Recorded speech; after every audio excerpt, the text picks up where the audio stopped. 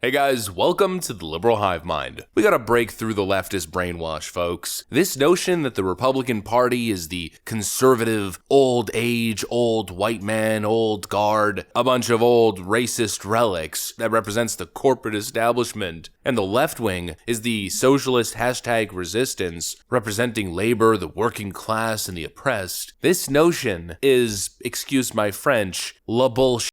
And so I want to dispel that narrative. I want to break through that brainwash talking point that I always hear. And I'm going to do that basically with one clip. In other words, I don't have to do anything. Alexandria Ocasio-Cortez will do all the heavy lifting for me. Let me show you guys exactly what I mean by that. We got some stuff to get into, so let's roll the tape. All right, folks. Alexandria Ocasio-Cortez. Who does she represent? When you really think about AOC, her political identity, she represents the young, progressive-minded academics, right? Nothing new, nothing surprising, just a basic statement of fact. You would expect Alexandria Ocasio-Cortez to be more of an anti-establishment, forward-thinking, non-corrupt, young politician. Yet why is it that every single time the Democrat Party old guard is in trouble, the establishment, Alexandria Ocasio-Cortez leaps to their defense? Here's AOC at the Capitol jumping for her chance to get in front of the mic to defend Hunter Biden and Joe Biden. Just one more point to add on to this and to also address some of the questions that were raised earlier. I think it's important to note here that the committee issued a subpoena and Hunter Biden is here in an attempt to comply with that subpoena. It is the committee that has rejected the terms that they themselves set out for compliance with that subpoena that is now preventing a public and due process from happening. So when folks try to raise things that may have happened with other investigations or January 6th, whatever that may be, witnesses that were called and subpoenaed during that time did not even make an attempt to comply with the subpoena. The chairman laid out himself the terms of what compliance looks like. He said compliance with the subpoena means that you can show up either in private or in public, whichever you choose. And when his own option was chosen, he decided to reject it at the last minute. Secondly, it's also important to note that not only is the committee not allowing Hunter Biden to testify publicly, but they have not called a single witness, a single first-hand witness to any of their allegations.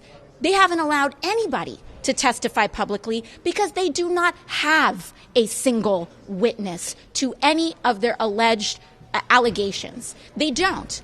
We have asked virtually every single person that has come to testify for this committee, have you seen, witnessed, participated in a room, anything with first-hand testimony of any of what is being alleged? And every single witness that they have called before us has said no. I haven't seen anything, didn't heard anything, wasn't party to anything. So this is just storytelling at this point. This is a nice story. And to add to the ranking member Raskin's questions, this is not just a whodunit, it's not just a what is it, but it's also a where's the beef? And they don't have any. So this right now is a waste of our time, and we should go back to legislating for the actual benefit of the American people. And with that, I yield back. Great. Ms. Stansbury. It's unbelievable. I mean, it's truly remarkable. You know, even AOC's far left-wing faction of the party absolutely despises Joe Biden. She knows this, and she panders to them. She'll play the act as being against the establishment, being an anti-establishment, woke progressive Democrat, but she votes like Nancy Pelosi. And when crackhead Hunter Biden, multi-millionaire crackhead Hunter Biden is in trouble for not paying taxes, well, hashtag pay your fair share and hashtag eat the rich and tax the rich AOC leaps to their defense. Joe Biden responded to their subpoenas by being here today, she claims. He's complying. He pled the fifth. He did and said nothing. Yet AOC is out here giving an impassioned defense of Hunter Biden. She is such a clown, it's not even funny. Unless she is deeply in bed with the Democrat establishment and just a complete fraud, there is no reason as to why she should ever be putting herself in front of the microphone and in front of these cameras at this moment in time. If she was truly, genuinely a progressive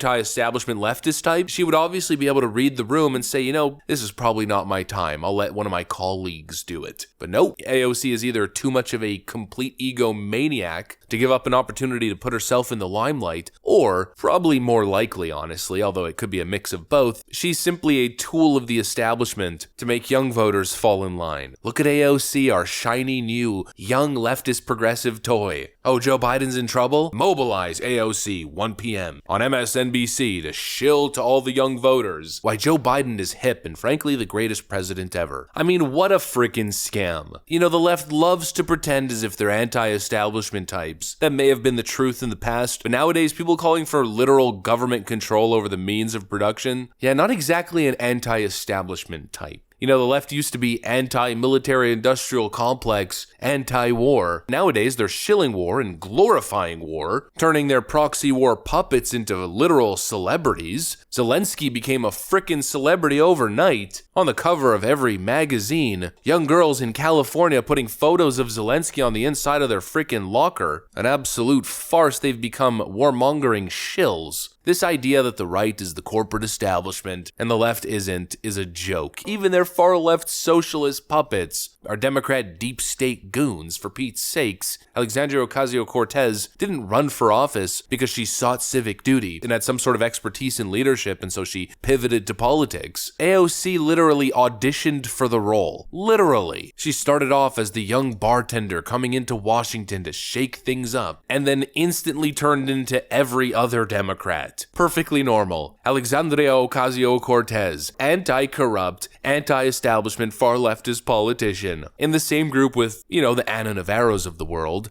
Father, very good father, very supportive father. Look, did Hunter Biden influence peddle on his last name? Yes, he did. So did half of Washington. People sitting at this table did it.